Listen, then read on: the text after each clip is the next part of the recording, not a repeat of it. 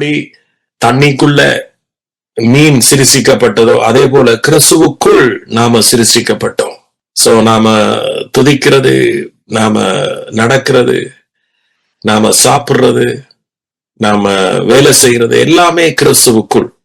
So அந்த ஒரு சலாக்கியத்தை, அந்த அறிவை எங்களுக்கு தந்திருக்காய் நம்ம நன்றி செலுத்துவோமா? நன்றி இயேசுவே. உங்களை ஒருவரே நாம மகிமைப்படுத்துகிறோம். நீங்க ஒருவர் தான் எங்களுடைய அன்பா இருக்கிறீங்க, தயவா இருக்கிறீங்க, ஆசீர்வாதமா இருக்கிறீங்க. நன்றி இயேசுவே. எனக்கு மட்டுமில்ல, எங்களுடைய குடும்பத்துக்கு, எத்தனை சொல்லுங்க, எங்களுடைய குடும்பத்துக்கு நன்றி இயேசுவே. ஆபிரகாம் அவனுடைய சந்ததி ஆசீர்வதிக்கப்பட்ட, ஆபிரகாம் அவனுடைய சந்ததி ஆசீர்வதிக்கப்பட்ட. சோ நீங்க பாத்தீங்கன்னா ஆபிரகாம் இறந்த பிறகு ஈசாக்குக்கு அவர் திருவுளம் பெற்றேக சொன்னார், உன்னுடைய அப்பாவுக்கு செய்த உடன்படிக்கையை நான் உண்மையில நினைவு கூறுவேன் என்று சொல்லி. சோ ஈசாக்கு அங்கே காரணமே இல்லை, இவன் ஆபிரகாமும் காரணமே இல்லை, எல்லாமே இயேசு மூலமாக நாம் என்ன செய்யப்படுறோம்? ஆசீர்வதிக்கப்படுறோம். சோ இந்த பார்வையில, இந்த உணர்வோடு அவருக்கு நீங்க நன்றி செலுத்துங்க. தகப்பனே நன்றி. நாங்க நன்றி செலுத்துறதால எங்களை ஆசீர்வதிக்கல, நீங்க ஆசீர்வதிச்சபடியால, உங்களுடைய குமாரன் மூலமாய் என்னை ஆசீர்வதிச்சபடியா, என்னோடாக எங்களுடைய குடும்பம் சந்ததிகளை ஆசீர்வதிச்சபடியா உங்களுக்கு நாங்க நன்றி செலுத்துகிறோம். பரிசுத்த ஆவியானவர் உங்களுக்கு நன்றி. இந்த சத்தியங்களை நீங்க எங்களுக்கு கொண்டு வந்து சேர்த்ததற்காக நன்றி செலுத்துகிறோம். நன்றி. எல்லா துதியும், எல்லா கனமும், எல்லா மகிமையும் உங்கள் ஒருவருக்கே. ஆமேன். நன்றி இயேசுவே. எத்தனை பேர் நீங்க அப்படியே அந்த ஃப்ளோவிலே, நீங்க எத்தனை பேர் உண்மையாக ஆபிரகாம் என்னத்தை விசுவாசித்தான், என்னத்தை நம்பினார்? அல்லது நாம கடவுளை நம்புறா எப்படி நம்புறஸ், அல்லது எப்படி அவரை விசுவாசிக்கிறது என்று நீங்க சிலவோட யோசிக்கலாம். அல்லது இன்றைக்கு அநேகருக்கு எங்களுக்கு சந்தேகம் இருக்கு, கடவுள் உண்மையா என்னை ஆசீர்வதிச்சாரா? ஆபிரகாமை போல என்ன ஆசீர்வதிச்சாரா? அல்லது மற்றவனை போல என்ன ஆசீர்வதிச்சாரா என்கின்ற சந்தேகம்தான் உங்களோட வாழ்க்கையில பிரச்சனையோடைய ஆசீர்வாதத்துல எந்த ஒரு பிரச்சனையும் இல்லை, சந்தேகம்தான் பிரச்சனையா இருக்கு. இப்ப பாத்தீங்கன்னா ஆபிரகாம் எப்படி கடவுளை விசுவாசித்தான், எந்த வழியில விசுவாசிச்சான், அது அவனுக்கு நீதியா எண்ணப்பட்டதுண்டு. அதை நீங்க ஒரு முறை நீங்க வடிவா கவனிச்சீங்கன்னு சொன்னா, ஆபிரகாமுக்கு கடவுளை கண்டதில்லை, அல்லது ஆபிரகாம் ஒரு கோயிலுக்கு போனதில்லை, அல்லது ஆபிரகாம் ஒரு சேர்ச்சுக்கு போனதில்லை. சோ அப்ப என்ன வழியில அவனுக்கு நம்பிக்கை என்ற ஒரு பேர் வந்தது? அவன் என்னை விசுவாசித்தான், அதை நான் நீதியாக எண்ணினேன் என்று சொல்லி எந்த விஷயத்தை வச்சு கடவுள் அவனுக்கு ஒரு முத்திரையை போட்டார்? இவன் உங்களை குறிச்சு நீங்களும் கூட என்ன வழியில உண்மையாவே அவன் என்ன நம்பிட்டான், விசுவாசிக்கிறான் என்றதனுடைய அடையாளம் என்னன்னு சொன்னா ஒன்றே ஒன்றுதான். ஆபிரகாமுக்கு சுவிசேஷத்தை பிரசங்கிச்சார். ஆபிரகாமுக்கு ஆண்டவர் சொன்னார், நான் உன்னை ஆசீர்வதிப்பேன், நீ ஆசீர்வாதமாய் இருப்பாய் என்கின்ற நற்செய்தி. அந்த நற்செய்திய ஆபிரகாம் நம்பினான், அதுதான் அவனுக்கு நீதியா எண்ணப்பட்டது. கடவுள் நற்செய்தி வடிவில தான் வாரார். சோ இது எல்லாருக்கும் தெரிஞ்ச விஷயம். ஆதியாகமம் 12 பாத்தீங்கன்னா அவர் சொல்ற ஆபிரகாமுக்கு, ஆதியாகமம் 12 நாம வாசிப்போம் பாருங்க. இதை விட வேற வழியில கடவுள் ஆபிரகாமுக்கு வெளிப்படையில ஒரே ஒரு வழி வெளிப்பட்டார், அது சுவிசேஷத்தினூடாக, வார்த்தை ஊடாக, அதுவும் ஆசீர்வாதத்தோட தான் வெளிப்பட்டார். கர்த்தர் ஆபிரகாமை நோக்கி, நீ உன் தேசத்தையும் உன் தகப்பன் வீட்டையும் விட்டு புறப்பட்டு நான் உனக்கு காண்பிக்கும் தேசத்துக்கு போ, நான் உன்னை பெரிய ஜாதியாக்கி உன்னை ஆசீர்வதிச்சு உன் பேரை பெருமைப்படுத்துவேன், நீ ஆசீர்வாதமாய் இருப்பாய் சோ நீ ஆசீர்வாதமாய் இருப்பா என்கின்ற மீனிங் என்ன தெரியுமா? நாம மற்றவர்களுக்கு என்னவா இருப்போம்? ஆசீர்வாதமா இருப்போம். சோ அப்ப மற்றவர்களுக்கு நாம் ஆசீர்வாதமா இருப்போம் என்று சொன்னா முதலாவது நாம் என்ன செய்யணும்? அவரால் ஆசீர்வதிக்கப்பட்டிருக்கிறோம். சோ அப்ப அவரால் ஆசீர்வதிக்கப்பட்டிருக்கிறோமா இல்லையா? ஆசீர்வதிக்கப்பட்டிருக்கிறோம். ஆனா நீங்க இன்னும் சந்தேகத்தோடு இருக்கிறீங்க. ஆமே. சோ அந்த சந்தேகம் இனி இருக்கக்கூடாது. இந்த ஆசீர்வாதம் ஆபிரகாமுக்கு அவனுடைய கிரியையினால வந்ததல்ல. ஆபிரகாம் கடவுளை தேடி பிடிக்கல, அவர்தான் ஆபிரகாமை கண்டார், தெரிஞ்சு கொண்டார். சோ அதே போல நானோ நீங்களோ அவரை தேடல, அவர் நம்மை தேடிக்கொண்டார். இயேசு கொடுத்த ஒரு உண்மையை சொன்னார். ஒரு காசை துளைச்சவன் அதை தேடும் மட்டும், அவன் தேடி கண்டுபிடிக்கும் மட்டும் அவன் அதற்காக முயற்சி செய்ய மாட்டானோ? சோ அதே போல துளைச்ச நம்ம அவர் தேடி என்ன செய்தார்? கண்டுபிடிச்சார். இப்ப என்னத்தை செய்கிறாருண்டா, அவருடைய நற்செய்தியை நமக்கு அறிவிக்கிறார். சோ அந்த நற்செய்தியை நாம நம்புற பொழுது, விசுவாசிக்கிற பொழுது, அந்த நம்பிக்கை நமக்கு நீதியாக எண்ணப்படுது. இதுதான் நீங்க அவர் மேல வைக்கிற நம்பிக்கை. சோ அப்ப நாம் ஆசீர்வாதமாய் இருப்போம், ஆசீர்வாதமாய் இருப்பாய் என்றால் அது ஒன்கோயிங், அதாவது நம்முடைய வாழ்க்கையில இப்ப நடந்து கொண்டிருக்கிற காரியம். நாம் ஆசீர்வாதமாய் இருப்போம். சோ ஆசீர்வாதம் என்ற உடனே ஸ்ட்ரெயிட்டாவே நாம பணத்துக்கு போகக்கூடாது. ஸ்ட்ரெயிட்டாவே பணத்துக்கு போகக்கூடாது. ஆசீர்வாதம் என்றது கடவுளுடைய ஆசீர்வாதம் என்றது முதலாவது, அந்த ஆசீர்வாதம் நாம் மற்றவர்களுக்கு ஹெல்ப் ஆயிருப்போம் என்று சொன்னா, எந்த விஷயத்திலையும் மற்றவனுக்கு நீங்க சத்தியத்தை எடுத்து சொல்லக்கூடிய ஒரு மகளாக நீங்க இருப்பீங்க. ஆசீர்வாதம் அது ஃபர்ஸ்ட். சோ இந்த விஷயத்திலே நீங்க ஒரு மற்றவனுக்கு ஒரு ஆசீர்வாதமா இருப்பீங்க. இவரோட நாம பேசணும், அல்லது இவர்கிட்ட கேட்டா இதுக்கு ஒரு பதில் கிடைக்கும், அல்லது இவர்கிட்ட கேட்டா இதுக்கு ஒரு உதவி செய்வார். ரைட்? அப்ப நாம ஆசீர்வாதமாய் இருக்கத்தக்கதாக தான் இயேசு நம்ம என்ன செய்திருக்கிறாரா? இப்ப ஆசீர்வாதிச்சிருக்கிறார். சோ அப்ப எல்லா விதத்திலையும், சகல துறைகளிலும் நாம் என்ன செய்வோமாம்? ஆசீர்வாதமாய் இருப்போம். இதுதான் எங்களுடைய ஆசீர்வாதம். ஆமென். சோ எங்களிடத்துல இருந்து ரெவலேஷன். இப்ப நீங்க உண்மையா ஆசீர்வதிக்கப்பட்டா உங்களுக்குள்ள இருந்து என்ன செய்யும்? அவருடைய கிருபையின் சுவிசேஷத்தினுடைய வெளிப்பாடு வரும். சோ அந்த வெளிப்பாடு வர்றது உங்களோட ஒரு அடையாளம், நீங்க ஆசீர்வதிக்கப்பட்ட அடையாளம். சோ அந்த ஆசீர்வாதத்தோடு சேர்ந்ததுதான் மற்ற எல்லாமே. மற்ற ஆசீர்வாதங்களுக்காக நாம கஷ்டப்பட வேண்டிய அவசியம் இல்லை. மற்ற ஆசீர்வாதங்களுக்கு கஷ்டப்பட வேண்டிய அவசியம் இல்லை. நீங்க பாத்தீங்கன்னு சொன்னா ஆபிரகாமுக்கு உண்டான அவன் ஆசீர்வாதத்துல விருத்தி அடைந்தான்னு தான் இருக்கு. ஆபிரகாம் அவன் அழைக்கிறதுக்கு முதலேயே ஆசீர்வாதமாய், அதாவது சொத்து பத்துக்கள் இருந்ததென்று ஹிஸ்டரி சொல்லுது. சோ அந்த ஆசீர்வாதம் உள்ள மனுஷனையே அவர் அழைச்சு ஆசீர்வதிக்கிறாருண்டா, இதுல இருந்து நமக்கு என்ன விளங்கணும்? உலகத்தால வருகிற ஆசீர்வாதம் அது ஒன்றோ ரெண்டோ இருக்கலாம். நீங்க பாத்தீங்கன்னா அதிக சொத்து, அதிக பணம் இருக்கும், ஆனா அவருக்கு வாழ்க்கை இருக்காது. சில பேருக்கு வாழ்க்கை இருக்கும், ஆனா பணம் இருக்காது. சில பேருக்கு எல்லாம் இருக்கும், ஆனா சரீரத்துல ஆரோக்கியம் இருக்காது. சோ அப்ப ஆபிரகாமுக்கு இந்த ஆசீர்வாதம் அப்படிப்பட்ட ஒரு ஆசீர்வாதம். ஆனா அவனைத்தான் ஆண்டவர் அழைச்சு சொல்றார், நான் உன்னை ஆசீர்வதிப்பேன், நீ ஆசீர்வாதமாய் இருப்பாய். சோ இன்றைக்கு கடவுளுடைய கோலிங், அவருடைய அழைப்பு, அவருடைய பார்வை, அவருடைய சித்தம், அவருடைய நோக்கம், அவருடைய விருப்பம் எல்லாம் என்ன? நாம இந்த ஆசீர்வாதத்தை பெற்றுக்கொள்ளணும். சோ அதனால அவர் ஏற்கனவே அதை செய்து முடிச்சிட்டார். இப்ப இந்த வசனத்தை எடுத்து வாசிப்போம். 2 தீமோத்தேயு 1:9 இருந்து வாசிக்கிறோம். ரைட்?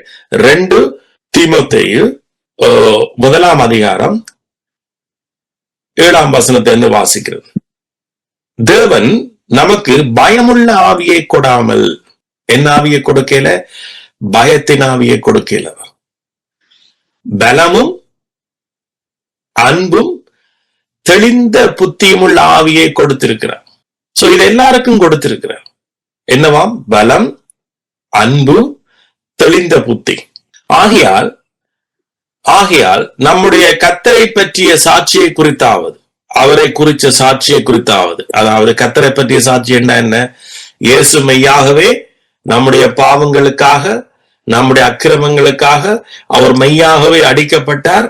நம்முடைய நோய்களுக்காக அவர் மெய்யாகவே தளம்புகளை ஏற்படுத்தி கொண்டார். அவரை குறித்த சாட்சிய அவர் நிமித்தம் கட்டப்பட்டிருக்கிற என்னை குறித்தாவது நீ வெட்கப்படாமல் தேவ வல்லமைக்கு ஏற்றபடி, என்னவாம்? தேவ வல்லமைக்கு ஏற்றபடி. ரோமர்ல 1ஆம் அதிகாரத்தில் என்ன சொல்றார்? சுவிசேஷம் தான் ரட்சிப்பினுடைய தேவ பலன். சோ தேவ வல்லமை எங்க இருந்து வருது? இந்த சுவிசேஷத்தை, நற்செய்தி. ஆபிரகாமுக்கு தேவனுடைய வல்லமை எப்படி கிரியை செய்தது? அவர் சொன்ன நற்செய்தியை அவன் ஏற்றுக்கொண்டு நம்பினபடியால். சோ அதே போலதான் இங்க சொல்றார், நீ வெட்கப்படாமல் தேவ வல்லமைக்கு ஏற்றபடி சுவிசேஷத்திற்காக. என்னத்துக்காக? சுவிசேஷத்திற்காக, இந்த நற்செய்திக்காக நீ என்ன செய்? தீங்கு அனுபவி. ஆமென். இப்ப அவன் நற்செய்திக்காக சொல்றார் தீங்கு அனுபவி என்றா, நற்செய்தியை மற்றவர்களுக்கு சொல்றதா? ஏண்டா இதுதான் தேவ வல்லமை. இதை கேட்கிறதாலதான் மக்கள் விடுதலையாக போறார்கள். இதை கேட்கிறதாலதான் அநேக கட்டுக்கள் இருந்து விடுதலையாக்க போறார்கள். சோ என்று தீமோத்தேயுக்கு பவுல் எழுதின கடிதம். சரியா? அப்ப அடுத்த வசனத்துல சொல்றேன், அது என்ன சுவிசேஷம் பாருங்க. அடுத்த வசனம், அவர் நம்முடைய கிரியைகளின்படி நம்மை ரட்சிக்காமல். சோ அவர் சொல்லி போட்டு சொல்றார், இதை மட்டும் நீ மறந்துடாத. எத? அவர் நம்முடைய கிரியைகளின்படி நம்மை ரட்சிக்காமல் தம்முடைய தீர்மானத்தின்படியும் ஆதிகாலம் முதல் கிறிஸ்து இயேசுவுக்குள் நமக்கு அருளப்பட்ட கிருபையின் படியும். சோ நம்ம ரட்சிச்சார் எப்படி தெரியுமா? கிறிஸ்து இயேசுவுக்குள் எங்களுக்கு ஏற்கனவே அருளப்பட்டிருக்கு இந்த கிருபை. பாருங்க, ஒரு பிள்ளை பிறக்க முதல் நாம் என்ன செய்யறோம்? எல்லாமே ரெடியா இருக்கு. சிந்திச்சு பாருங்க, நானும் நீங்களும் இந்த உலகத்துல பிறக்கிறதுக்கு முதலேயே, பைபிள் சொல்றது உலகம் அஸ்திவாரம் போடப்பட முதலேயே அவர் நம்முடைய இருப்பிடம் இதுதான், என்ற பிள்ளை இதுக்குதான் இருக்கணும், எப்படி ஒரு மீன் தண்ணிக்குதான் வாழணும் என்கின்றதை அவர் முதலே சிருஷிச்சாரோ. கடவுள் மீனை வெளியில உண்டாக்கிட்டு கொண்டு வந்து தண்ணிக்க விடையில அவர் சமுத்திரத்தை முதலாவது சிருஷிச்சார். சமுத்திரத்துக்குள்ள மீன் உண்டாக்கடவதென்றார், மீன் உண்டாச்சு. அதே போல கிறிஸ்துவுக்குள் தான் நாம் புதுசாக சிருஷிக்கப்பட்டோம். சோ அப்ப இங்க எவ்வளவு தூரம் நாம சிந்திக்கணும் பாருங்க. உலகத்துல நாம இருக்கிற செய்திகளை பாருங்க. உலகத்தில் இருக்கிற செய்திகளை நாங்க எவ்வளவு ஆர்வமா கேட்கிறோம். உலகத்தில் இருக்கிற அது எந்த செய்தியா இருக்கலாம், உலகத்துல இருந்து வர்ற எந்த செய்தியா இருக்கலாம், நாம் எவ்வளவு ஆர்வமா கேட்கிறோம். ஆனா அந்த செய்தி அடுத்த கிழமை இல்லாம போயிடும். சோ இன்றைக்கு கேட்கிறோம், அடுத்த கிழமை அந்த செய்தி இல்லாம போயிடும், வேற புது செய்தி வருது. ஆனா இந்த செய்தி, இந்த நற்செய்தி, இதுதான் எங்களோட வாழ்க்கையை மாற்றும். இந்த செய்தி என்ன செய்யாது? மாறாது. இந்த சத்தியம் மாறாஸ். ஆமே, ஒரு நற்செய்தி வரும், உலகத்திலிருந்து வரும். ஓகே, இதை செய்தா இது உங்களுக்கு இல்லாம போகும்.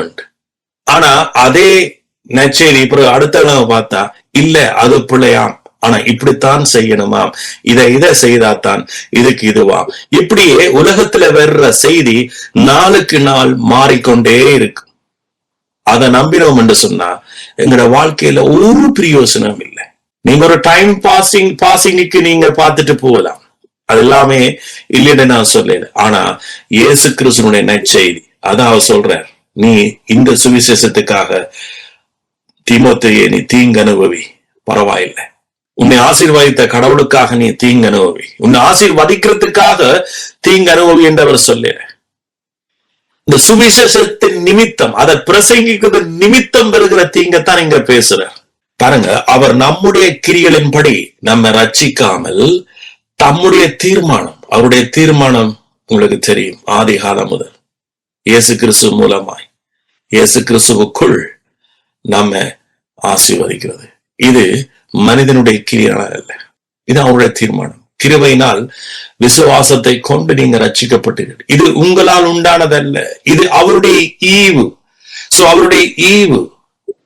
சோ ஆபிரகாம் தேவனுடைய ஈவினால் அழைக்கப்பட்டார், அவருடைய ஈவினால் ஆசீர்வதிக்கப்பட்டார். அந்த ஈவை, அந்த அழைப்பை ஆபிரகாம் ஏற்றுக்கொண்டு நம்பினான். ஒரு சந்தேகப்படையில. இன்றைக்கு நம்முடைய வாழ்க்கையில சந்தேகம் வர்றதுக்கு காரணம் நாம நம்முடைய கிரியையினால நடக்கிறபடினால. சோ உலகம் பொல்லாங்கனுக்கு இருக்கு. அந்த பொல்லாங்கன் எங்களுக்கு என்ன சொல்றான்? எங்களை அடிமைப்படுத்துறான்.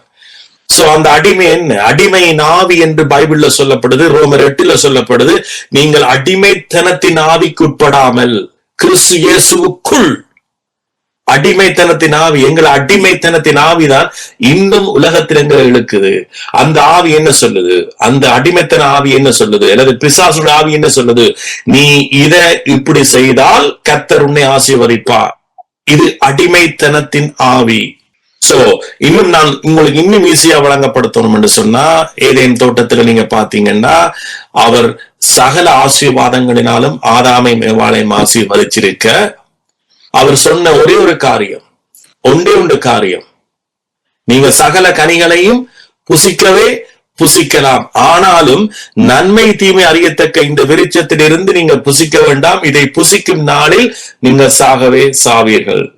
சோ இதைத்தான் அவர் ஆபிரகாமுக்கும் ஈசாக்குக்கும் சொன்னார். ஆபிரகாம் மரிச்சு ஈசாக்குறதுல அவருடைய உடன்படிக்கை வருது. அவருடைய ஆசீர்வாதம் அப்படியே ஆபிரகாமில் இருந்து தன்னுடைய மகனாகிய ஈசாக்குக்கு கடந்து வருது. பாருங்க, ஆபிரகாம் விசுவாசிச்சான் என்னத்தை? அவருடைய நீதியை அல்லது அவருடைய சுவிசேஷத்தை அல்லது அவருடைய கிருபையை ஆபிரகாம் விசுவாசிச்சான். ஆபிரகாம் மரிச்சிட்டான். பாருங்க, நாங்க எங்களோட பிள்ளைகளுக்காக நாங்க ஜெபிக்கல.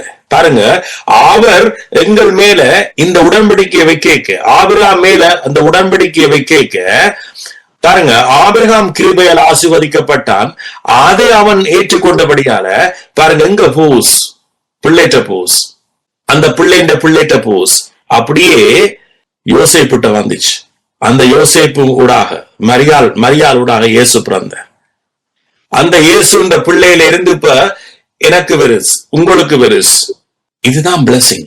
இந்த பிளஸிங் தான் உங்களோட வாழ்க்கையில உங்களை பலன் உள்ளவர்களாக, ஆரோக்கியம் உள்ளவர்களாக, அவருடைய வெளிப்பாட்டை புரிந்த பிள்ளைகளாக. நீங்க அவருடைய வெளிப்பாட்டை புரியாம எப்படி மற்றவனுக்கு ஹெல்ப் பண்ண முடியும்? சோ அப்ப இதுதான் அவருடைய பிளஸிங்.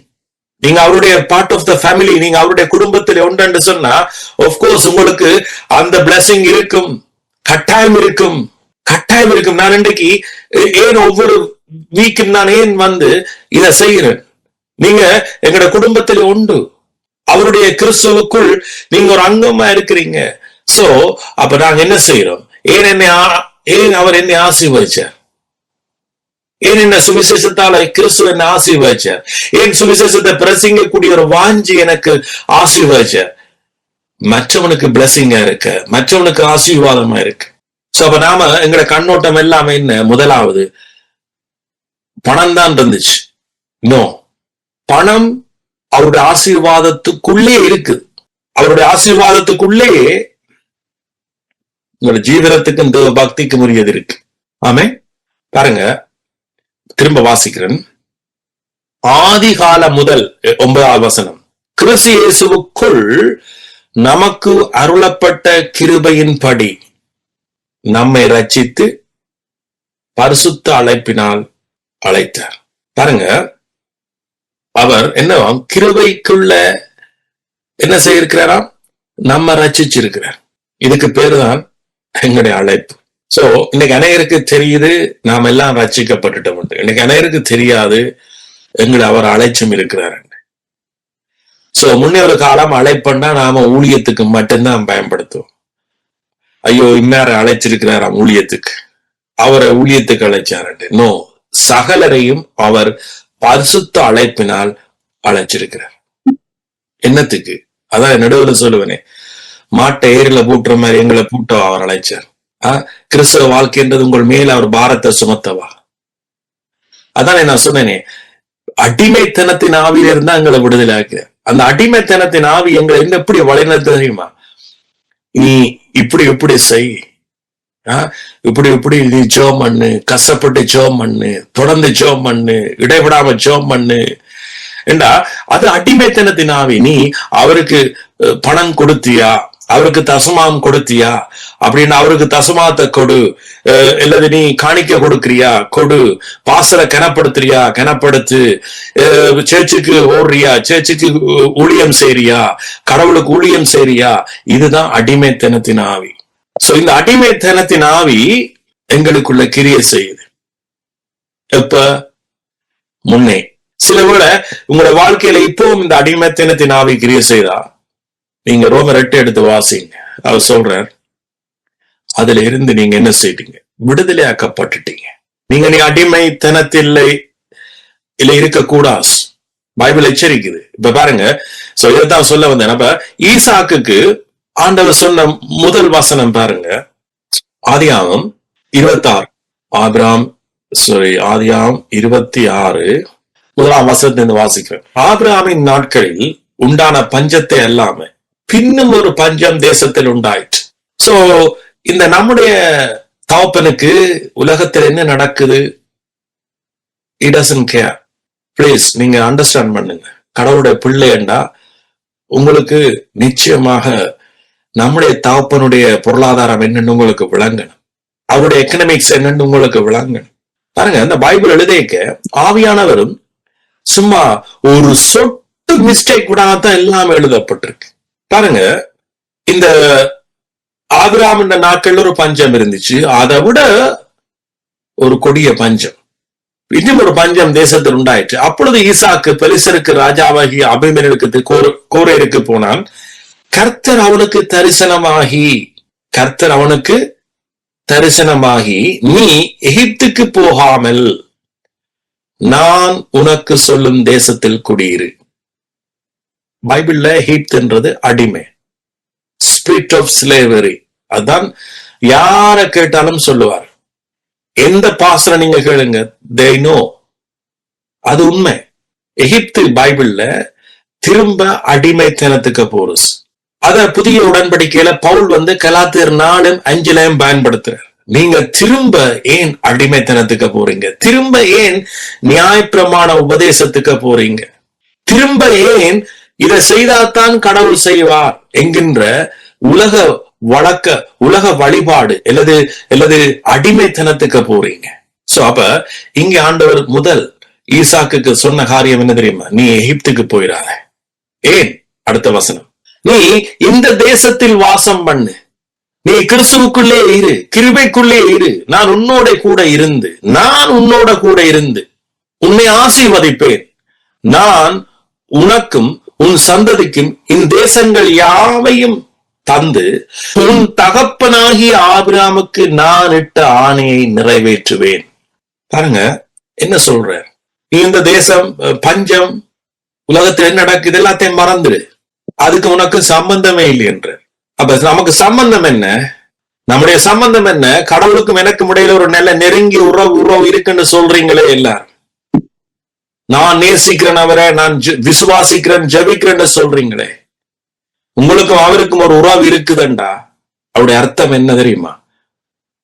அவர் சொன்னது நீங்க அதை பிடிச்ச அவங்களோட வாழ்க்கையில சந்தோஷம் தானாய் பொங்கி வழியும். அவர் பஞ்சம் இருக்கிற டைம் தான் வாரார். பாருங்க, உலகத்துல கொடூரமான சம்பவம் நடக்க வாரார், அவர் நினைப்பு கூட்டுறார். இப்படி எல்லாம் வரைக்கும் எனக்கு தெரியும் நீங்க எகிப்துக்கு போகக்கூடிய ஆக்கள் நீங்க. ஏன்? ஒரு காலம் யோசேப்பு எங்க எகிப்துல போய்தான் பெரியவனான. சில பேர் யோசிக்க கூட எகிப்துக்கு போனா பெஸ்ட்.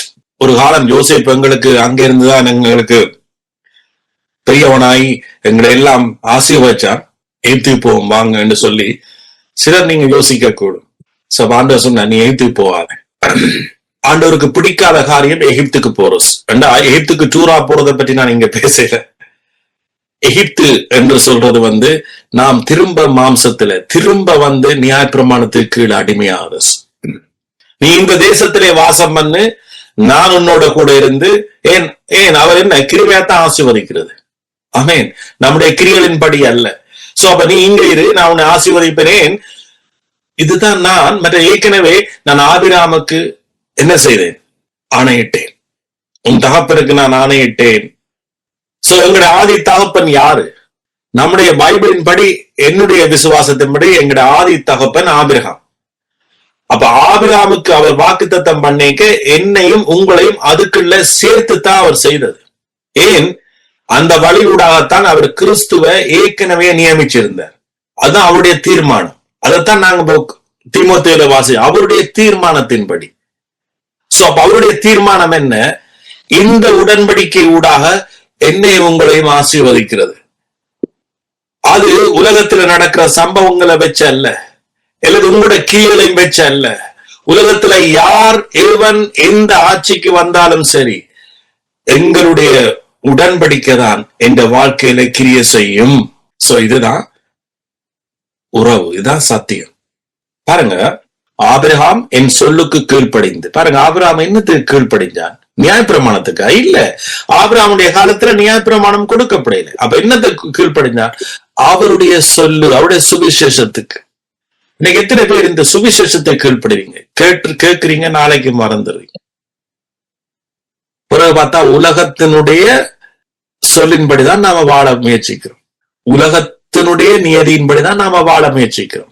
உலகத்துல மக்கள் என்னத்தை பேசுறாங்களோ அதைத்தான் நாங்க வாழ்க்கையில அர்ப்பணிக்கிறோம். சோ அதெல்லாம் சிலதுகள் இல்லைன்னு நான் சொல்லல.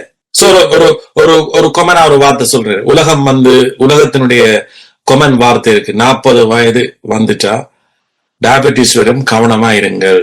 இது உலகத்தினுடைய மொழி. சோ அதை நாம எங்களுக்கு சொந்தமா வாங்கிடுறோம். இதை நாம எங்களுக்கு சொந்தமா வாங்கிடுறோம். ஆனா ஏன்? சோ இது உலகத்தினுடைய செய்தி.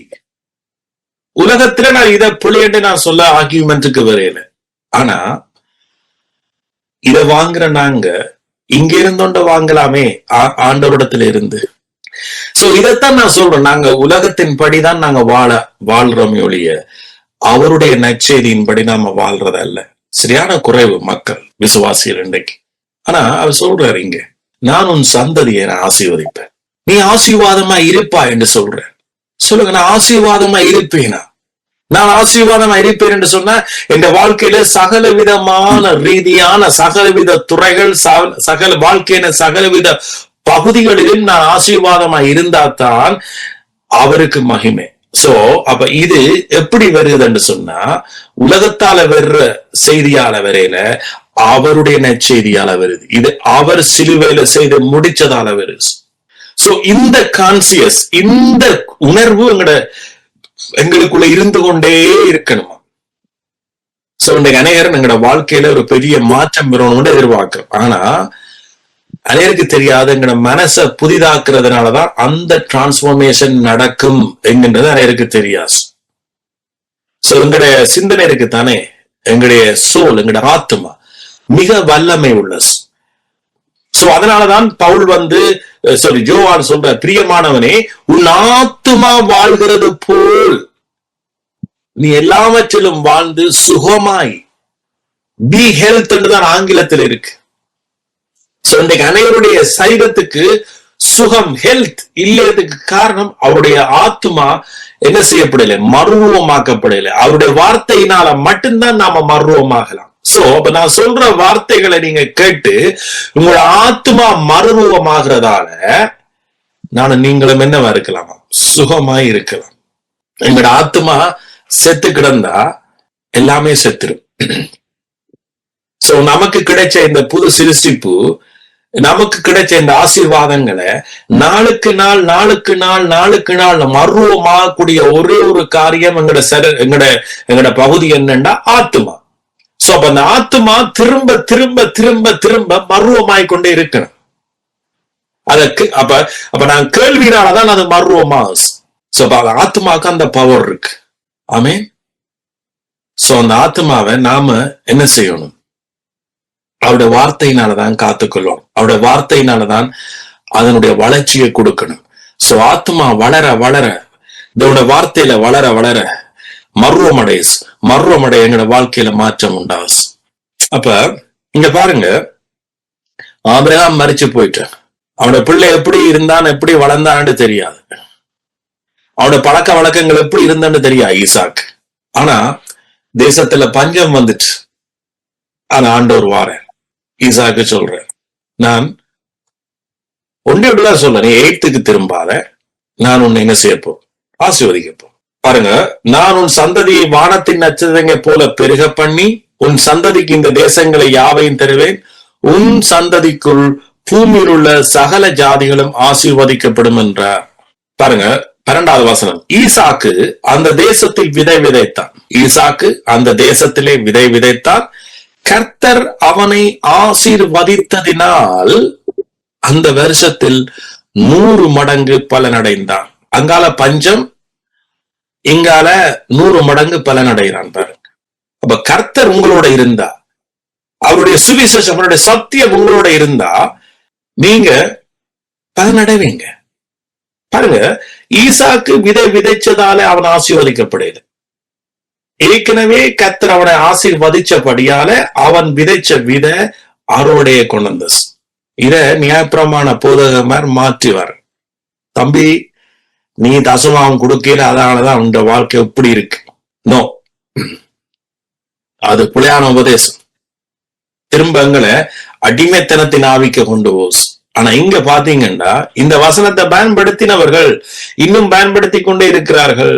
ஈசாக்கு அவன் விதை விதைச்சான், அவன் கொடுத்தபடியாலதான் ஆண்டவர் அவனை ஆசீர்வதிச்சார். இல்ல, நீங்க மேல் வசனத்தை விட்டுட்டீங்க, கண்டாக்ட்ஸ விட்டுட்டீங்க. அவர் ஏற்கனவே அவர் சொல்லிட்டார், நான் உன்னை ஆசீர்வதிப்பேன். ஆபிரகாம் இந்த தகப்பனுக்கு கொடுத்த உடன்படிக்கையை நான் இப்ப நினைவு கூறுகிறேன். நீ எங்கே இருந்தா நான் தேடி வந்துட்டேன். சோ அதே போல எனக்கு 100க்கு 100 தெரியும், எங்களோட பிள்ளைகளை கர்த்தர் தேடுவார், கண்டுபிடிப்பார், அவர் அவர்களை ஆசீர்வதிப்பார். காரணம், அவர் நாங்கள் அல்ல, எங்களோட பலனோ உங்களோட திறமையோ அல்ல, உங்களோட பலனோ உங்களோட திறமை அல்ல, நீங்கள் அவர் மேல வச்சிருந்த அந்த அன்பு, அதாவது அவர் எங்களை ஆசீர்வதிச்சதை நீங்க நம்புறீங்களே பாருங்க, அவரோட கிருபையின் வழியில நின்றீங்களே பாருங்க. இதுதான் கர்த்தர். ஓ, நம்ம அவர் எங்களுடைய கிரியைதான் அவருக்கு ஒரு வெறுப்பான காரியமா இருக்கு என்பதை நீங்க புரிஞ்சிட்டாலே காணும். சோ இங்க பாருங்க, இப்ப ஆபிரகாம் ஈசாக்க விடுங்க, ஆபிரகாமுக்கு சொன்ன அந்த வார்த்தை தானே ஈசாக்குக்கு ஆசீர்வாதம் போனஸ், ரைட்? இப்ப ஈசாக்கு ஏற்கனவே ஆசீர்வதிக்கப்பட்டபடியா தானே அவன் விதை விதைக்கிறான். சோ அதுதானே பலனை கொடுக்கு. சோ அப்ப ஒட்டுமொத்தத்துல நமக்கு என்ன தேவை? அவருடைய ஆசீர்வாதம். சோ அப்ப அவரோட ஆசீர்வாதம் இனித்தான் வரப்போதா, இல்ல நீங்க அதுக்கு ஏதாவது இனித்தான் விசுவாசத்தை கொண்டுவரணுமா? இல்ல, அவர் ஏற்கனவே செய்து முடிச்சிட்டார். நீங்க அதை நம்புங்க, சந்தேகப்படாதீங்க. ஆமென். சோ பாருங்க, அடுத்த வசனம் 13. அவன் ஐஸ்வர்யவனாகி வர வர விருத்தி அடைந்து மகா பெரியவனானான். வர வர விருத்தி அடைகிறான். சோ இது எல்லாமே அவருடைய கிருபை. அதாவது தன்னுடைய குமாரனை வச்சு அவர் நம்முடைய கிரியமுடைய ரட்சியாமல் இயேசு கிறிஸ்துவுக்குள் வச்சிருந்த கிருபையின்படி, இயேசு கிறிஸ்துவுக்குள் வச்சிருந்த கிருபையின்படி. ஆமென். ஈசாக்குக்கு வந்தாரே, ஈசாக்குக்கு எப்படி வந்தார்? உன் தகப்பன் ஆபிரகாம் நிமித்தம் அவன் என் சொல்லுக்கு கீழ்ப்படிந்தபடியால். பாருங்க, இந்த வசனத்தை திரும்ப வாசிக்கிறேன். எப்படி இந்த சுவிசேஷங்களை கொண்டு போய் இயேசுவோட எங்களை லிங்க் பண்ணதுன்னு பாருங்க. அநேக நீங்க யோசிக்கிறீங்க, நான் உண்மையா ஆசீர்வதிக்கப்பட்டுட்டேனா, உண்மையா நானும் எனக்கும் இந்த வார்த்தை பொருந்ததா, அல்லது உண்மையா அவர் சகல விதமான ஆசீர்வாதங்கள் கொண்டு வந்துட்டாரா என்று நீங்க சந்தேகப்பட்டா இந்த வார்த்தையோட அந்த சந்தேகம் உங்களை விட்டு என்ன செய்யப்படும்? நீங்க கடவஸ். ஆமே, இந்த வார்த்தையை வாசிக்கிறோம். 4வது, ஆபிரகாம் என் சொல்லுக்கு கீழ்ப்படிந்து என் விதிகளையும் என் கற்பனைகளையும் என் நியமங்களையும் என் பிரமாணங்களையும் கை கொண்டபடியினால் நான் உன் சந்ததியை வானத்தின் நட்சத்திரங்களை போல பெருக பண்ணி. அப்ப ஈசாக்குக்கு விரைக்கில்ல, அவர் என்ன சொல்றார்? ஆபிரகாம் உன் சொல்லுக்கு கீழ்ப்படிந்து உன் விதிகளையும் உன் கற்பனைகளையும் என் விதிகளையும் என் நியமங்களையும் என் பிரமாணங்களையும் கை கொண்டபடியா. அப்ப நீங்க சிலவளை யோசிக்க கூடும், ஓ என் சார்பில் யாரா அவருடைய கீழ்ப்படிந்தது. என் சார்ல யாரா அவருடைய விதிகளை எல்லாம் செய்தது? என் கற்பனைகளை, அவருடைய கற்பனைகளை யார் கை கொண்டது? என் நியமங்களை யார் கை கொண்டது என்று சொன்னா ஒன்றே ஒன்றுதான், நீங்க புரஜாதி. நீங்க அப்பா ஆபிரகாமின் அல்லது இஸ்ரவேல ஜூதரோ அல்ல, நீங்க புரஜாதி. ஆனா இப்ப இயேசுவின் கீழ்ப்படிவு. எத்தனை சொல்லிங்க, இயேசு என் சார்பில, இயேசுனுடைய கீழ்ப்படிவு, இயேசு என்னுடைய அவருடைய விதிகளை, அவருடைய கற்பனைகளை, அவருடைய நியமங்களை, அவருடைய பிரமாணங்களை கை கொண்டபடியால் இயேசுவின் நிமித்தம், இயேசு கிறிஸ்துவின் நிமித்தம் பூமியில் உள்ள அத்தனை வம்சங்களும் ஆசீர்வதிக்கப்படும். நம்முடைய கீழ்ப்படிவு அல்ல, இயேசுனுடைய கீழ்ப்படிவு. ஆமென். எத்தனை பேர் இதை உங்களோட பர்சனலா எடுக்கிறீங்க? ஆமென். சும்மா வெறும் வாய்ப்பேச்சு அல்ல, எல்லாரும் சும்மா வெளிப்பிரகாரம் அல்ல. சோ உங்களோட ஸ்பிரிட்ல, உங்களோட ஆவியில ஒரு கனெக்ஷன் எப்பவும் இருந்தோண்டே இருக்கு. சோ அது எப்பவும் உங்களுக்குள்ள ஒரு கனெக்ஷன், எப்படி ஒரு தாய்க்கும் பிள்ளைக்கும் இடையில அந்த தொப்புள் கொடி கனெக்ஷன் எப்பவும் இருந்தோண்டே இருக்கும். பாருங்க, என்னதான் இருந்தாலும் ஒரு பிள்ளைக்கு தெரியுதுதான் என்னுடைய அம்மா ஆண்டு. சோ அதே போலதான் நீங்க கிறிஸ்துவுக்குள் நீங்க பிறந்ததா இருந்தா இந்த கனெக்ஷன் இருக்கணும். எஸ், ஐ ஆம் பிளஸ்ட், நான் ஆசீர்வதிக்கப்பட்டவன். காரணம், என்னுடைய இயேசு கிறிஸ்துனுடைய மரணமும் உயிர்த்தெழுதலும். அவர் எங்களுடைய அக்கிரமங்களை எல்லாம் தன்மையில ஏற்றுக்கொண்டு, எங்களுடைய நோய்களை எல்லாம் தன்மையில ஏற்றுக்கொண்டு, என் பிராணனை அவர் அழிவுக்கு விலக்கோணும் என்கின்ற அந்த கரிசனையோடு என் இயேசு மரிச்சார். அதன் நிமித்தம் நானும் நீங்களும் என்ன செய்யப்பட்டோம்? ஆசீர்வதிக்கப்பட்டோம். சோ அதனால கர்த்தர் எப்பொழுதும் 24/7 எவ்ரி செகண்டும் உங்களோட தலைக்கு மேல அவருடைய ஃபேவர், அவருடைய தயவு இருந்தோண்டே இருக்கு. இன்னைக்கு நாங்க சில காரியங்களுக்கு போய்க்க நாங்க மறக்கிறோம். ஒன்று நான் உங்களுக்கு ஆணித்தரமா சொல்றேன், ஒவ்வொரு செகண்டும் அவருடைய தயவு உங்கள் மேல இருக்கு. அத நீங்க நம்புறீங்க இல்ல, அத மறந்துடுறீங்க. மறந்துதான் நீங்க மனுஷனையும் மற்றவர்களையும் நாடுறீங்க. சோ சில பிரச்சனைக்கு நீங்க முடிவு காண முயற்சிக்கிறீங்க. சோ அதனால சில வேளை நீங்க இன்னும் 4 பிரச்சனையை கூட்டுறீங்க.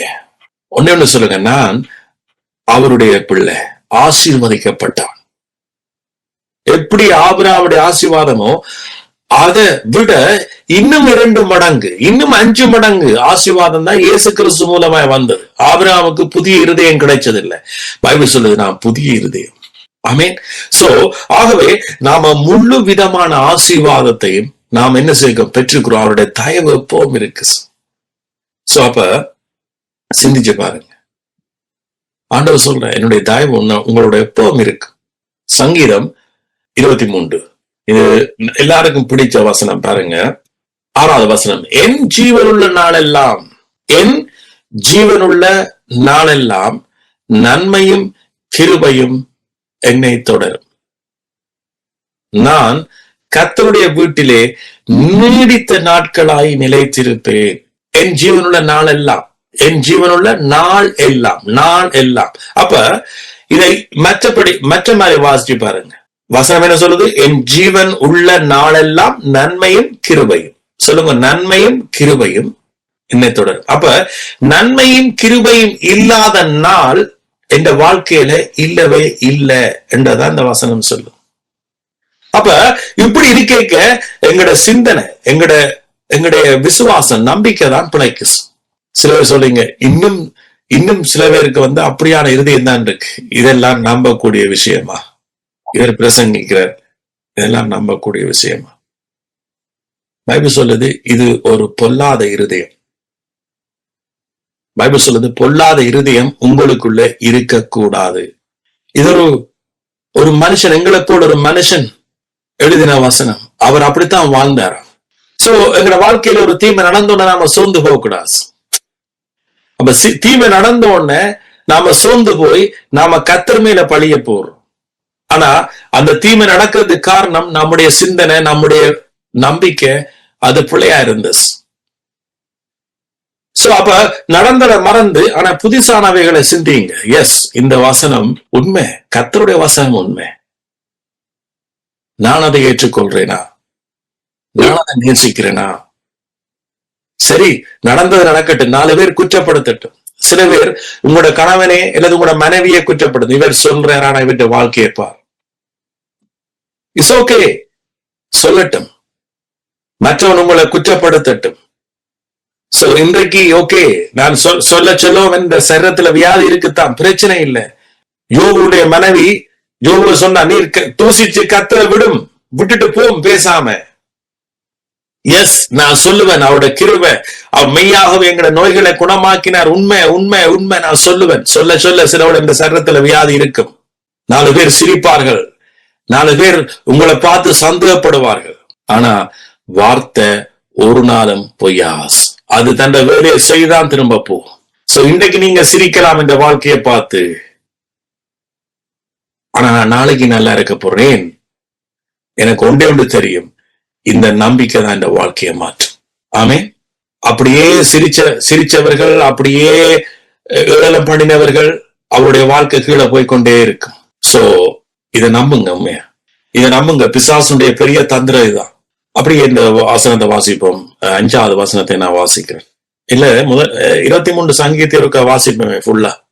என்ன இதெல்லாம் முந்தி சண்டே ஸ்கூல்ல படிச்சீங்க.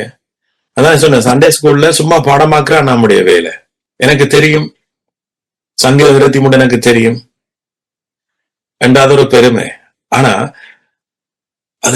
அதுக்குள்ள இருக்கிற ஜீவன், அது ஒரு கட்டத்துல அது எங்களுக்கு பரிசுத்தாவி நமக்குள்ளாது அதை வேரூன்ற பண்ணுவார்.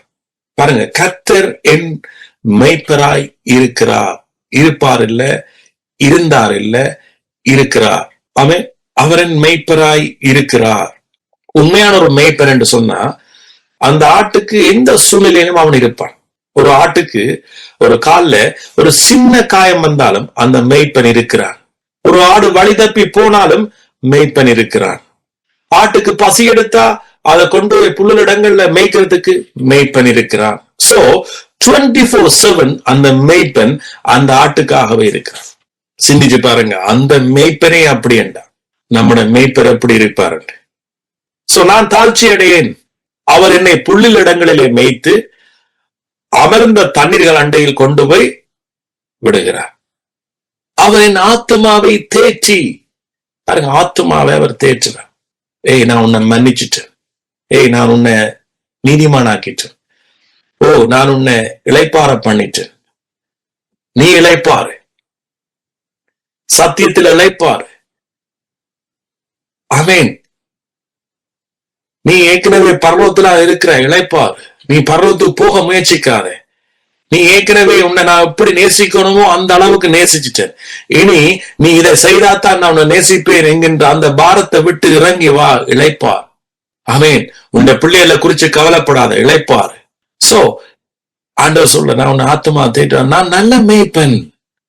நான் நல்ல மேய்ப்பனா இருக்கிறதுக்காக பிசாசுடைய அத்தனை அக்கிரமங்களையும் பிசாசுடைய அத்தனை பிடிகள்ல இருந்தும் உங்களை நான் விடுதலை ஆக்குறதுக்காக சிலுவையில உங்களுக்காக நான் எல்லா கிரியையும் நான் செய்து முடிச்சிட்டேன். பிசாசு உங்களை கட்டி வச்சிருக்க முடியாது, கவலை உங்களை கட்டி வச்சிருக்க முடியாது, இருள் உங்களை பற்ற முடியாது, வியாதி உங்களை பிடிக்க முடியாது. சோ அப்ப சொல்றேன், இனி நான் உங்களை ஆத்மாவை நான் தேற்றுவேன். ஆனா நீங்க இடம் கொடுக்குறீங்க இல்லையே, நீங்க அவரோட வசனத்தை கேட்கிறீங்க இல்லையே, சுவிசேஷத்தை கேட்கிறீங்க இல்லையே, நற்செய்தியை கேட்கிறீங்க இல்லையே, எப்படி அவர்கள் ஆத்மா தேற்ற முடியும்? நீங்க உலக வழி ஊடாக ஆத்மாவை தேற்ற முயற்சிக்கிறீங்க. நான் மரண இருளின் பள்ளத்தாக்கிலே நடந்தாலும் பொல்லாப்புக்கு பயப்படேன், தேவரீர் என்னோட கூட இருக்கிறீர், உமது கோலும் உமது தடியும் என்ன தேற்றும். சோ அவர் மெய்ப்பனை வச்சுத்தான் இந்த கோலும் தடியை இங்க கொண்டு வர. ஒரு மெய்ப்பனை அவர் ஊமையா சொல்லிக்கதான் கோலும் தடியும். ஒரு மெய்ப்பனேன் கோலும் தடியும் வச்சிருக்கிறான். ஆட்டுக்கு அடிக்கவா? இல்ல, அதை பாதுகாக்க. ஆமென். அவர் ஏன் ஒரு கோலும் தடியும் பாவிக்கிறார்? அதை பாதுகாக்க. மெய்ப்பன் என்றால் மேய்க்கிறது, அவனை பாதுகாக்கிறது, அவனை ஆசீர்வதிக்கிறது, அவனை உயர்த்துறது, அவனை கட்டுறது. சோ அப்ப கோலும் தடியும் அது ஆட்டுக்கடிக்க இல்ல, அதுக்கு ஆட்டை கொள்ளையாட வருகிற மற்றவர்களை அடிக்கிறதுக்கு. சோ இன்றைக்கு உலகம் அப்படித்தான் அவர் உங்களை அடிப்பார், திருப்பி அணைப்பார் என்ற ஒரு உபதேசத்தை கொடுத்தாச்சு. நோ, அவர் அவர் எங்களை மிகவும் அதிகமாக நேசிக்கிறார். ஆமீன். அவர் நாம அடிக்கிறதல்ல, அல்லது அல்லது அல்லது வியாதிகளினால துன்புறுத்துறதல்ல, அல்லது வியாதிகளை போட்டு உங்களை அவர் கற்பிக்கிறதும் அல்ல. சோ அவருடைய வார்த்தை உங்களை என்ன செய்யும்? பிசாசில இருந்து விடுதலையாக்கும். ஆமீன். கட்டில் இருந்து விடுதலையாக்கும். பிசாசு சொல்லும், உன் ஆண்டவர் உன்னை மன்னிக்கல, ஓ நீ செய்த பாவத்துக்குரிய தண்டனை இது. நோ, ஆண்டவர் சொல்ற, இல்ல, என்ற கோலும் தடி உன்னை தேற்றும். நான் உன்னுடைய வியாதிய, உன்னுடைய பாவத்தை, உன்னுடைய அக்கிரமத்தை என் மேல நான் ஏற்றுக்கொண்டுட்டேன். அதுதான் அவருடைய கோலும் தடியும். பிசாசு கட்சிக்கிற சிங்கம் போல வருவான், சத்தியம் இல்லாதவர்களை அவன் பூரையாடுவான். ஆனா நீங்க சத்தியத்தில் உறுதியா இருங்க. கிறிஸ்து உங்கள் மேல வச்ச அன்பில உறுதியா இருங்க. ஆமீன். அது உங்களை என்ன செய்யும்? தேற்றும். உன் ஆத்மாவை தேற்றும். ஆமீன். ஒரு பிசாச கொடுத்தி அவர் விடையில, தெரியுமா? ஒரு பிசாச கொடுத்தி அவர் விடையில. சரி, இதுதானே இருந்துட்டு போட்டும். இன்னைக்கு நாம் என்ன செய்யறோம்? இதுதானே இருந்துட்டு போட்டும், சளிதானே இருந்துட்டு போட்டும், தலையடிதானே இருந்துட்டு போட்டும், இதுதானே இருந்துட்டு போட்டும் என்று பிசாசுக்கு இடம் கொடுக்காங்க. உங்களுடைய சரீரம் அவருடைய ஆலயமாக மீட்கப்பட்டது. அவன் உங்களுடைய சரீரம் அவருடைய ஆலயமாக என்ன செய்யப்பட்டது? மீட்கப்பட்டது. சோ நீங்க அவரால் நேசிக்கப்பட்டீங்க. உன் ஆவி, ஆத்துமா, சரீரம் அவரால் மீட்கப்பட்டது. ஆமீன். சோ நாம இடம் கொடுக்கிறா, இது இருந்துட்டு போடணும். நாம நேசிக்கிறத விட உங்களோட தகப்பன் உங்களை நேசிக்கிறார். பாருங்க, சிலவோட புள்ளிகளே தங்களை நேசிக்காது, ஆனா நாங்க புள்ளிகள் மேல அக்கறையா இருப்போம். சில புள்ளிகளை பாருங்க, எப்படியாச்சும் ஒரு உடுப்பை போட்டுக்கணும் வந்து நிக்கும். நாங்க தான் சொல்லுவோம், டே இது என்னடா இது உடுப்பு, இதை விட நல்லதா போடு என்று சொல்றோமா இல்லையா? சோ அப்படித்தான் நம்முடைய தகப்பன். சோ நாம சிலவோட எங்களோட வாழ்க்கை குறித்து நாமளே அக்கறையா இருக்கா. ஆனா நம்முடைய வாழ்க்கையில மிகவும் அக்கறையாய், மிகவும் என்னதான் அவர் ஆபிரகாமுக்கு ஒரு உடன்படிக்கை சொன்னார். நான் உன்னை ஆசீர்வதிப்பேன், நீ ஆசீர்வாதமாய் இருப்பாய், நீ ஆசீர்வாதமாய் இருப்பாய். இது நிகழ்காலம். ஆசீர்வாதமா இருக்கிறதுன்றது நிகழ்காலம், இப்ப நடந்துருக்கிறது. ஆமென். சோ அப்ப நாம் ஆசீர்வாதமா இருக்கிறதுக்கு தான் இயேசு சிலுவையில சகலதையும் ஜெயம் கொண்டார். சோ அவருடைய ஜெயத்தால, அவருடைய இதால இப்ப எங்களுக்கு வந்திருக்கு. அப்ப பிதா சொல்றார், எஸ், அவர் இப்ப என்ன சொல்றார்? எப்படி ஈசாக்குக்கு வந்தாரோ, உன்னுடைய அப்பா ஆபிரகாம் என்னுடைய விதிகளுக்கும் என்னுடைய பிரமாணங்களுக்கும் என்னுடைய சொல்லுக்கும் கீழ்ப்படிந்தான். அதே போல இன்றைக்கு ஆண்டவர் உங்களை ஒவ்வொரு இடத்திலும் பாரு, என்னுடைய மகன் இயேசு கிறிஸ்து என்னுடைய நியமங்களுக்கும் என்னுடைய விதிகளுக்கும் என்னுடைய சட்டங்களுக்கும் அவன் கீழ்ப்படிந்தபடினால அதன் நிமித்தம் நான் உங்களை ஆசீர்வதிச்சிட்டேன். இதை நீங்க பெற்றுக்கொள்ளணும். ஆமென். இதை நீங்க நம்பணும். இதன்படி நீங்க வாழ. ஆமென். சோ இது எங்களுடைய இருதயங்களுக்கு இல்ல, எங்களோட சிந்தனைகளுக்கு இல்ல, ஆழமா பதிஞ்சாதான் உங்களோட வாழ்க்கையில, உங்களுடைய பிசாசு உங்களோட வாழ்க்கையில சோதிக்கிற பொழுது நீங்க ஜெயிக்க முடியும். ஆமென். அடுத்த வசனம், என் சத்துருக்களுக்கு முன்பாக நீர் எனக்கு ஒரு பந்தியை ஆயத்தப்படுத்தி. சத்துருக்களுக்கு முன்பாக. ஆமென். சத்துரு இல்லைன்னா எங்களுக்கு பந்தியும் இல்லை. பாருங்க, என் தலையை எண்ணெயால் அபிஷேகம் பண்ணி என் பாத்திரம் நிரம்பி வழிகிறது. சோ ஆண்டவற்ற நோக்கம் என்ன தெரியுமா? உங்களோட பாத்திரம் நீங்க என்ன சொல்லணும்? நிரம்பி வழியணும். ஆசீர்வாதத்தால நிரம்பி வழியணும். சோ பைபிள் போன கிழமைக்கு முதற்கிழமை சொன்னனே, எங்களுக்குள்ள இருந்து என்ன செய்யலாம்? ஊற்றெடுக்குது. அதான் நித்திய ஜீவன். சமாரிய ஸ்திரீக்கு சொன்ன, நீ எண்ணத்துல கேட்டா என்றைக்கும் வற்றாத தண்ணீரை நான் தந்திருப்பேனே, என்றைக்கும் வற்றாத தண்ணீர், அது உனக்கு நான் தந்திருப்பேனே, அது உனக்குள்ள இருந்து ஊற்றெடுக்குமே என்று சொல்ற. ஆசீர்வாதம் நமக்குள்ள இருந்து ஊற்றெடுக்கிற ஒரு காரியம். அவருடைய ஆசீர்வாதம் அப்படித்தான் நமக்குள்ள இருந்து ஊற்றெடுக்கிறது. சோ அதனாலதான் ஈசாக்கு வர வர விருத்தி அடைந்தார். இப்ப ஈசாக்கு வர வர விருத்தி அடைந்ததுக்கு காரணம் ஈசாக்கு அல்ல, இது ஆபிரகாமும் அல்ல, அவர்தான் காரணம், அவருடைய கிருபை. சோ அதான் தீமோத்தேயு பவுல் பயங்கரமா கரிசனையோட தீமோத்தேயுக்கு சொல்றான், நீ சுவிசேஷத்துக்காக தீங்கு அனுபவி. அது என்ன சுவிசேஷம்? அவர் 9வது வசனம், அவர் நம்முடைய கிரியலின்படி நம்மை ரட்சிக்காம தம்முடைய தீர்மானத்தின்படி ஆதி காலம் முதல் கிறிஸ்து இயேசுவுக்குள் நமக்கு அருளப்பட்ட கிருபையின்படி நம்ம ரட்சித்து பரிசுத்த அழைப்பினால் அழைச்சார். இதுக்கு பேர் பரிசுத்த அழைப்பு. இந்த அழைப்பை புரிஞ்சோண்ட நீங்க, இது ஒரு பரிசுத்த அழைப்பு. ஆமேன். இதைத்தான் எல்லாரையும் அழைச்சிருக்கிற. இந்த அழைப்புக்கு பேரு தான் பரிசுத்த அழைப்பு. ஏனென்றா அவ்வளவுக்கு அவருடைய கிருபை இங்க என்ன செய்யப்பட்டிருக்கு, எல்லா மனுஷரையும் ரட்சிச்சிருக்கு, எல்லா மனுஷரையும். சோ எல்லா மனுஷரையும் அவர் சுகப்படுத்தி விடுதலையாக்கி அவர் விடுதலையை கொடுத்திருக்கிறார். ஆனா நாம இன்றைக்கு என்ன செய்யல, அதை புரிஞ்சு கொள்ளல, நாம சந்தேகப்படுறோம். சோ நாம சந்தேகப்படுறதுனாலதான் நமக்கு விசுவாசம் இல்லாதா போஸ். விசுவாசத்துக்கு நாம் ஏதும் செய்ய வேண்டிய அவசியம் இல்லை, விசுவாசத்துக்கு நாம கிரியை செய்ய வேண்டிய அவசியம் இல்லை. சோ இப்ப நாம சந்தேகப்படுறபடியால விசுவாசம் நமக்குள்ள முடங்கப்பட்டிருக்கு.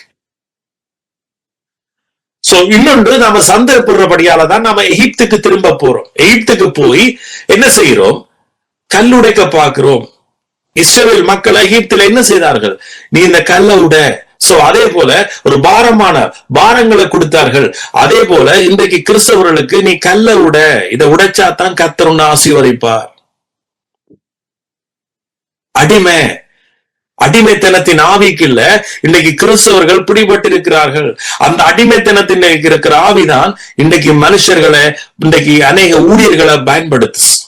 ஆனா ஆண்டவர் ஈசாக்கு சொன்னார் என்ன தெரியுமா, நீ எகிப்துக்கு திரும்ப போகாத. பாருங்க, நம்முடைய அடுத்த வசனம், நம்முடைய இரட்சகராகிய இயேசு கிறிஸ்து பிரசன்னமானதினாலே அந்த கிருபை இப்பொழுது வெளிப்படுத்தப்பட்டது. அவர் மரணத்தை பரிகரித்து ஜீவனையும் அழியாமையையும் சுவிசேஷத்தினாலே வெளியரங்கமாக்கினார். ஜீவனும் அழியாமையும் என்னத்தால, சுவிசேஷத்தினால. ஆமேன். சோ அதனாலதான் சுவிசேஷத்தை நாம கேட்டு விசுவாசிகளான பொழுது, சுவிசேஷத்தை கேட்டு விசுவாசியான பொழுது வாக்குத்தத்தம் பண்ணப்பட்ட பரிசுத்த ஆவிக்கு நீங்கள் முத்தரிக்கப்படுறீங்க. இன்னைக்கு அவருடைய கிருபையின் சுவிசேஷத்தை கேட்டு எத்தனை பேர் விசுவாசிகளானார்கள்? சரியான குறைவு. ஆமேன். கிருபையின் சுவிசேஷத்தை கேட்டு விசுவாசிகளானவர்கள் குறைவு. நான் வட்டி புடுங்குறேன், இயேசுவுக்காக நான் வட்டி புடுங்குறேன், இயேசுவுக்காக எந்த ஜீவனை கொடுக்கிறேன் சில பேர் வருவார், தலைகீழா வருவார். இயேசு கிறிஸ்துக்காக நான் எந்த ஜீவனை கொடுக்கிறேன் பார், அவருக்காக நான் ஊழியர் செய்ய, அவருக்கு ஆசையா, அப்பொழுது அவர் என்ன ஆசீர்வாதம். நீங்க இயேசு கிறிஸ்துக்காக நீங்க ஜீவனை கொடுக்க தேவையில்லை, அவர் உங்களுக்கு ஜீவனை கொடுத்தார். ஆமேன். கடைசியா ஒரு வசனத்தோட நான் முடிக்கிறேன். கலாத்தியர் 5ஆம் அதிகாரம் 1ஆம் வசனம், ஆனபடியினாலே நீங்கள் மறுபடியும் அடிமைத்தனத்தின் முகத்துக்குட்படாமல் கிறிஸ்து நமக்கு உண்டாக்கின சுயாதீன நிலைமையிலே நிலை கொண்டிருங்கள். ஆமேன். பாருங்க, ஆண்டவர் எவ்வளவு கரிசனையா இருக்கிறாருங்கல்ல. அப்ப எகிப்துக்கு போக வேண்டாம்ன்றேன்னு சொன்னார், அதைத்தான் இங்க சொல்ற புதிய உடன்படிக்கையில. நீங்க மறுபடியும் அடிமைத்தனத்துக்கு உட்படாம கிறிஸ்து நமக்கு உண்டாக்கின சுயாதீன நிலைமையில நிலை கொண்டிருங்க, கிருபையில நிலை கொண்டிருங்க. அப்ப ஈசாக்கு சொல்ற, நீ அங்க போகாத, நீ இதுல எந்த தேசத்திலே இரு, நான் உன்னை ஆசீர்வதிக்கிறேன். ஆமே. சோ இப்ப ஆண்டவர் சொல்றார், நீங்க கிருபையிலேயே நிலை கொண்டிருங்க. அவர் ஏற்கனவே ஆசீர்வதிக்கப்பட்ட அந்த மனநிலையில நிலை கொண்டிருங்க. திரும்ப நீங்க என்ன செய்யாதீங்க, அடிமைத்தனத்துக்கு போவாதீங்க. பாருங்க, அடிமை என்றா என்னன்னு இங்க பாருங்க. நீங்க நான் சொன்னது உங்களுக்கு இன்னும் மெருகூட்டணும்டா.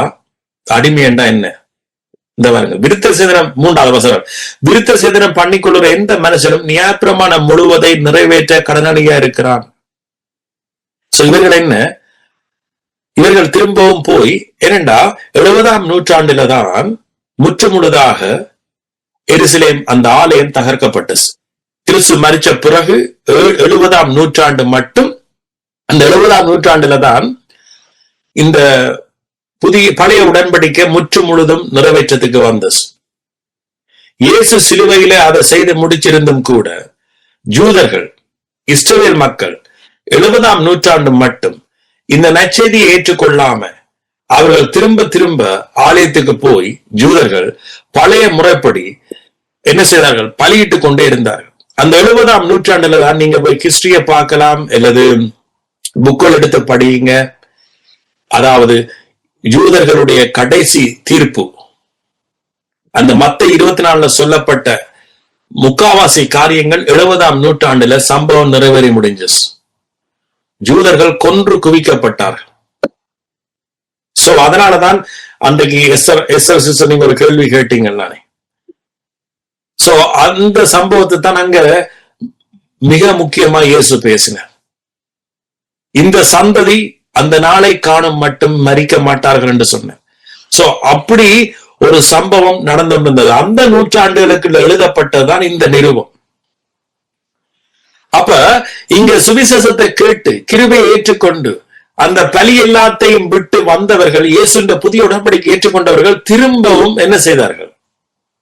இந்த பொல்லாத வேலையாக்கள் உபதேசத்தை கேட்டு அவர்கள் திரும்பவும் அந்த பழைய முறை உடன்படிக்கைக்கு போக வலிக்கிட்டார்.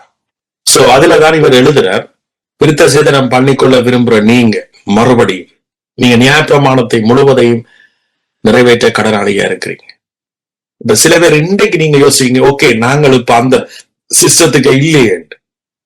இன்னைக்கு அநேகர் விருத்த சேதனம் பண்ணிக்கொள்றார்கள். எப்படி கிறிஸ்தவர் தெரியுமா? எஸ், நான் ஆண்டவருக்கு தசமாகத்தை கொடுக்கிறேன், அவர் என்ன ஆசீர்வதிப்பார். இது நீங்க விருத்த சேதனம் பண்ணிக்கொள்றீங்க. எஸ், நான் கொடுத்தா அவர் என்னை ஆசீர்வதிப்பார். அப்ப அவர் சொல்றார் பவுல், நீங்க ஒன்றை செய்தீங்கன்னா நியாயப்பிரமாணம் முழுவதை நிறைவேற்ற கடனாளியா இருக்கிறீங்க. எஸ், நீங்க கொடுக்கிறதாலதான் கர்த்தர் உங்களை ஆசீர்வதிக்கணும் என்று நீங்க விருத்த சேதனம் பண்ணிக்கொண்டா நீங்க நியாயப்பிரமாணம் முழுவதையும் நிறைவேற்ற கடனாளியா இருக்கிறீங்க. நியாயப்பிரமாணத்தினால் நீதிமானாங்க விரும்புற நீங்க யாவரும் கிறிஸ்துவை விட்டு பிரிந்து கிருபை நின்று விழுந்தீர்களே. சோ கிருபையை விட்டு நாங்க விழுகிறோம். அதான் ஈசாக்கு ஆண்டவர் சொல்ற, நீ எகிப்துக்கு போகாத, நீ இந்த இதிலே நிலைச்சிரு, கிருபையில நிலைச்சிரு, அவர் உண்மையில வச்ச உடன்படிக்கையில நிலைச்சிரு. ஆமே, நம்முடைய சிந்தனை கிருபையில நிலைச்சிருக்கட்டும், நம்முடைய சிந்தனை அவருடைய உடன்படிக்கையில நிலைச்சிருக்கட்டும். நம்முடைய சிந்தனை இயேசு கிறிஸ்து ஏற்கனவே என்ன சுகப்படுத்திட்டார். இன்றைக்கு எனக்கு இந்த வியாதி இருக்கு, ஆனால் இயேசு சிலுவையில அதை முடிச்சிட்டார். கிருபையில நிலைச்சிரு, அந்த சத்தியத்தில நிலைச்சிரு. பாருங்க, நாங்களோ நீதி கிடைக்கும் என்று ஆவியை கொண்டு விசுவாசத்தினாலே நம்பிக்கையோடு காத்திருக்கிறோம். எனக்கு நீதி கிடைக்கும், இந்த விஷயத்தில் எனக்கு நீதி கிடைக்கும். ஏன்? நான் உறுதியா நிற்கிறேன், இயேசு சிலுவையில முடிச்சிட்டார். நான் இயேசு கிறிஸ்துவின் நிமித்தம் நான் ஆசீர்வதிக்கப்பட்ட ஒரு மகள். சோ இந்த நீதிக்குத்தான் பவுலிங்க பேசுறார். உங்களுக்கு நீதி கிடைக்கும். ஏன்? இயேசு எனக்கா, இயேசு நிமித்தம் தான் ஆசீர்வதிக்கப்பட்டது, என் கிரியலின் படி அல்ல. என்ற சரீரம் இன்றைக்கு செத்தது போல கிடக்குது. என்ற சரீரத்துல டாக்டர் சொல்றார், அப்படியே டயபிட்டிஸ் நிரம்பி கிடக்குனக்கண்டு, கொலஸ்ட்ரால் நிரம்பி கிடக்கண்டு. எனக்கு நீதி கிடைக்கும். காரணம் இயேசு. ஆமென். என்னுடைய கிரியலின்படி அவர் என்னை அழைக்கல, எந்த கிரியலின்படி அவர் எனக்கு உடன்படிக்கை தெரியல. ஆபிரகாமுக்கு அவர் உடன்படிக்கை செய்யக்க எந்த சரீரம் இன்றைக்கு எப்படி இருக்கும் என்று பார்த்து அவர் உடன்படிக்கை செய்யல. ஆனா எந்த சரீரம் இன்றைக்கு இப்படியே செத்தது போல இருக்கிறதுக்கு காரணம் என்ற விசுவாசம், நம்பிக்கை. நீங்க சொல்லுங்க, இயேசு கிறிஸ்து நிமித்தம் அவர் என்னை ஆசீர்வதிச்சிட்டார். முழுமையாக நான் ஆசீர்வாதமா இருப்பேன். இந்த பூமியில நான் ஆசீர்வாதமா இருப்பேன். இந்த பூமியில நான் மற்றவனுக்கு ஆசீர்வாதமா இருப்பேன். மற்றவனுக்கு நான் அவருடைய புண்ணியத்தை அறிவிப்பேன்.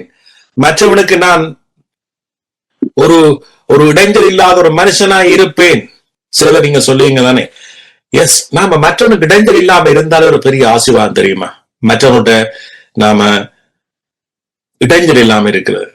சில வேளை நான் சொன்னா நீங்க தப்பா புரிஞ்சிருவீங்க, அதனால நான் சொல்லல. சோ நம்முடைய வாழ்க்கை கிறிஸ்துவால வழிநடத்தப்பட்டா நான் மற்றவனுக்கு இடைஞ்சல் இல்லை. நீங்க கடைசியாக உங்களோட வாழ்நாள் முடிகிற நாள் மட்டும் நீங்க மற்றவனுக்கு இடைஞ்சல் இல்லாம வாழணும் மட்டும் விரும்புறீங்களா இல்லையா? 4 பேர் உங்களை எப்பவும் தூக்கி கொண்டே நடக்கணும், வரணும். நீங்க எவ்வளவு தூரம் நீங்க யோசிக்கிறீங்களோ உங்களோட ஆசீர்வாதம் இப்படி இருக்கணும், அவ்வளவு தூரம் நீங்க ஆசீர்வதிக்கப்படுவீங்க. உங்களோட சிந்தனையில இருக்கிற பவரை உங்களுக்கே தெரியாம இருக்கிறீங்க. நீங்க பிள்ளையானதை மட்டும் சிந்திச்சு கொண்டு வாழ்றீங்க. சிலவர் நீங்க நினைக்கிறீங்க, ஐயோ இப்பவே நீங்க ப்ரே பண்றீங்க, ஆண்டவரே என்ன நாளைக்கு ஏத்தி தூக்கி பறிச்சு இறக்க 4 பேர் இருக்கணும் ஆண்டவரே. அப்படி ஜெபிக்கிறத விட, ஆண்டவரே நான் இருக்க மட்டும் எந்த ஹால்ல நடக்கணும், எந்த ஹால்ல சமைக்கணும், சாப்பிடணும், அப்படியே போய் சேர்ந்துடணும் உங்களிடத்துல.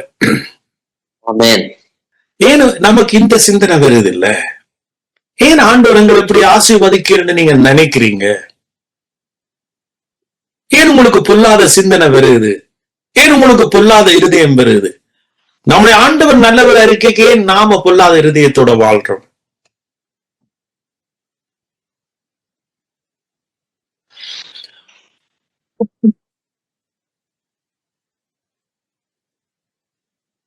ஆமென். ஏன் நாம சிந்திக்க கூடாது? 70 வயதிலே நான் 4 பேரை தூக்கணும் என்று நினைக்க கூடாது. சோ அப்ப நாம எல்லாமே எங்களோட வாழ்க்கை மாறுறதுக்கு காரணமே நம்முடைய சிந்தனை. அவர் பார்க்கிற பிரகாரமாக, அதான் தலையங்கம் போட்டுட்டு, அவர் பார்க்கிற பிரகாரமாக நாங்கள் எங்களை பார்க்கல. நாங்க ஏதோ ட்ராக்ல போய் கொண்டிருக்கிறோம். உலகத்துல எங்களோட நண்பர்கள், எங்களுடைய உறவுகள் சொல்றதை கேட்டு வாழ முயற்சிக்கிறோம். எங்களுக்கு ஒரு உடன்படிக்கை இருக்கு, எங்களுக்கு ஒரு தகப்பன் இருக்கிறார், எங்களுக்கு ஒரு பிளஸிங் இருக்கு, எங்களுக்கு ஒரு ஆசீர்வாதம் இருக்கு. அது உலகத்தோட பாக்கிக்க குப்பையின் தூசியும். எது? உலகம் குப்பையின் தூசியும். சோ இந்த வழியில தான் இயேசு வந்துட்டே இருப்பார், நம்முடைய பிதா வந்துட்டே இருப்பார். பாருங்க, ஆபிரகாம் இறந்தாச்சு, ஈசா கிட்ட சொல்றார், எல்லாம் ஓகே, ஏத்துக்கு மட்டும் போயிடாத. நான் இந்த தகப்பனுக்கு சொன்ன உடன்படிக்கையே இந்த அவனுக்கு திரும்ப தாரன், நினைப்பூற்றன், இந்த ஆசீர்வதிக்கிறன். அதை ஈசாக்கு பெற்றுக்கொண்டான், விதைச்சான், 100 மடங்கு அறுவை செய்தான். அவன் 4க்கு 4 விருத்தியானான். சோ அதே போல நான் திரும்ப சொல்றேன், அவர் பார்க்கிற பிரகாரம் உங்களை பாருங்க.